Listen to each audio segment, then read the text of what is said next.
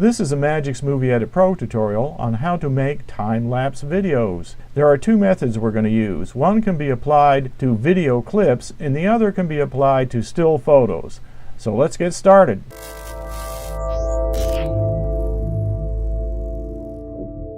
So you could use a GoPro or a camcorder to take your time-lapse photos.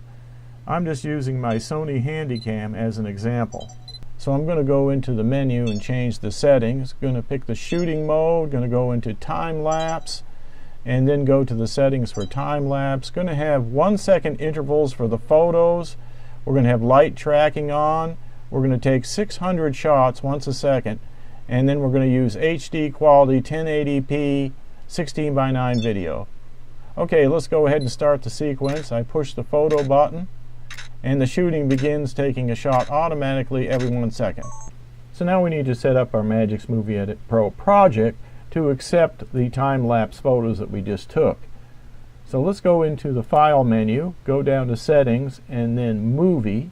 So we're going to change our movie settings, and we want to make sure that it matches the photos we just took. So remember, we set the photos on the camcorder to be 1080p and 16:9. So that's what I've got selected right here. And the way I did that was I just used this drop down. You could also go with 60 frames a second if you wanted to instead of 30 frames if you wanted a smoother time-lapse animation, but I think 30 frames is good enough for me. So we select that and then click OK. The rest of these things I'm just going to leave alone. Okay, now let's go back into the File menu. And this time we're going to go to Settings, Program. Now this is where the magic happens. We have to make sure that each picture is 1 frame long. So what we do is we go in here for the standard picture length and change this to frames, and then bring this down to 1. Now each picture that comes in will be automatically sized to a time of 1 frame. Then we're going to click OK to that. Alright, now we're ready to import our pictures. So here's the pictures that I just took with my Sony camcorder, and I think I'm going to bring in 300 of them. So I'm just going to scroll down, highlight that one, come back up here, hold the Shift key down, highlight that one. Now I'm just going to left click, hold, and drag those in. Now remember, I set the picture length to be 1 frame, so it should automatically adjust those. So it's bringing them in. Okay, and there's all the pictures adjusted to 1 frame. Let's take a look at it. Let's hit the plus key, and you can see each one of these is 1 frame long. Okay, I'm going to hit the double arrow just to make it fit. Alright, now let's go ahead and play it and see what it looks like. So you can see the clouds are rolling along there. So this time-lapse video that we did with pictures is now done, and I could go ahead and export it. But before I get into that, let's show you the other method for just a standard video, how to turn that into a time-lapse. So I'm going to go ahead and drag in. This is one I just recorded as a standard video. It's 16:9, 1080p, 30 frames a second video from my camcorder. This isn't a picture, but actual video. Okay, so how do we turn this into a time lapse? Well, the answer is with the speed function, which I have selected up here right now.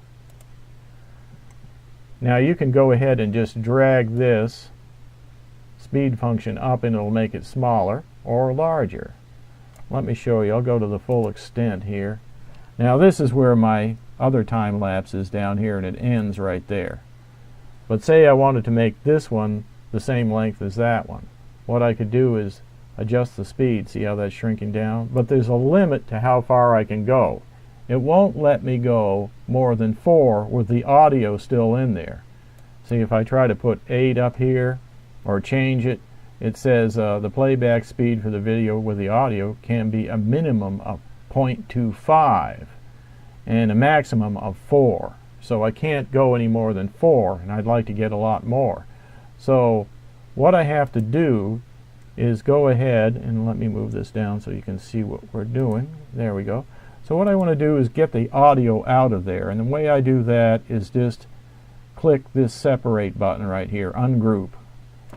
Do that. There's the audio. Now the audio is removed. You can keep the audio if you want, but I'm just going to delete the audio. Okay, now we've got only video. Now we can go back to speed, and I could change this to say an 8. Now, see how that shrunk down? But I'd like to be even smaller than that. Actually, I want to be the same length as this other video. So what we can do is use this time stretch tool. It does the same thing as speed, but it's just a little bit easier. So I can hold down on the left button on my mouse, and I'll get this little cursor like that before I do it. So the cursor changes to the time stretch icon, and then I can hold down that left button and just move it back in until I get the same length.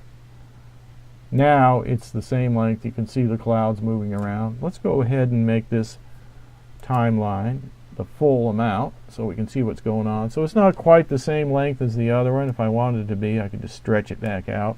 Makes it a lot easier than trying to figure out what this number should be up here in the speed function. Instead, you can just drag it, and there's stretch, curve, and preview audio. So just make sure you're on the stretch feature when you do this, and when you're done stretching, you can just go back to the normal cursor like that. So now it's fully stretched. Audio had to be removed, but you can see the clouds are now moving along just like they did when we used still pictures.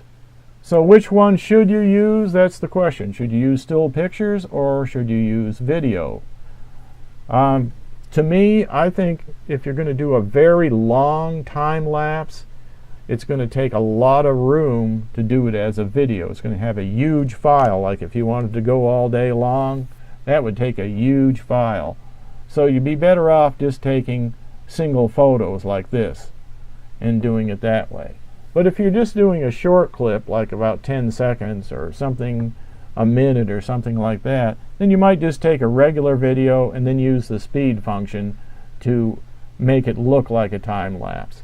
So either way, you just have to decide which one you want to do. Now, is one smoother than the other? Well, from what I can tell, from what I just did, they both look about the same. So there is that one. Now, if I mute that one and look at the top one, to me, not much difference. I'll just play it here. You can see that. I mean, that's with photos, and some people say photos are jerky, but it doesn't look jerky to me. It looks fine.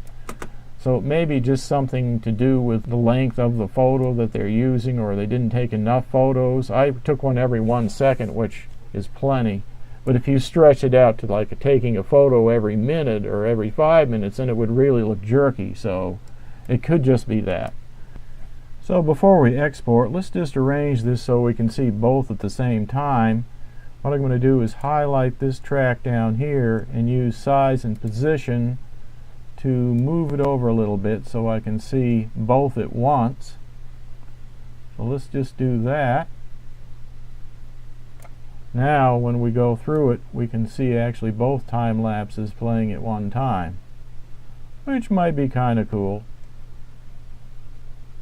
You can see the daytime and the evening time. Alright, now let's go ahead and export. Alright, let's hit this double arrow. That just makes sure the range markers are at the beginning and end of our project. Now we can go up to File, Export Movie, and I'm going to use MPEG 4.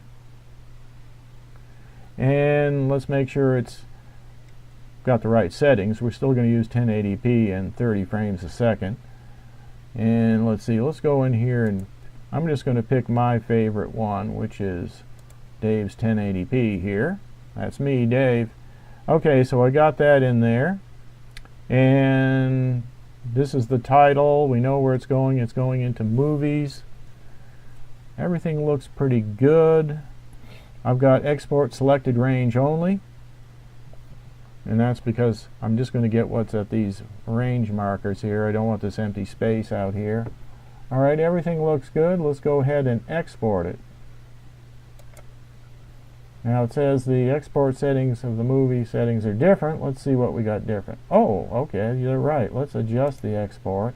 I didn't notice this was wrong. That's supposed to be 2997 like that. Alright, now let's go ahead and export it. There we go. Looks like it's going to take 1 minute, not very long. Okay, now the movie is exported. We can go look for it. So here's the result. They both look very smooth to me. If you have any questions, leave them under the video.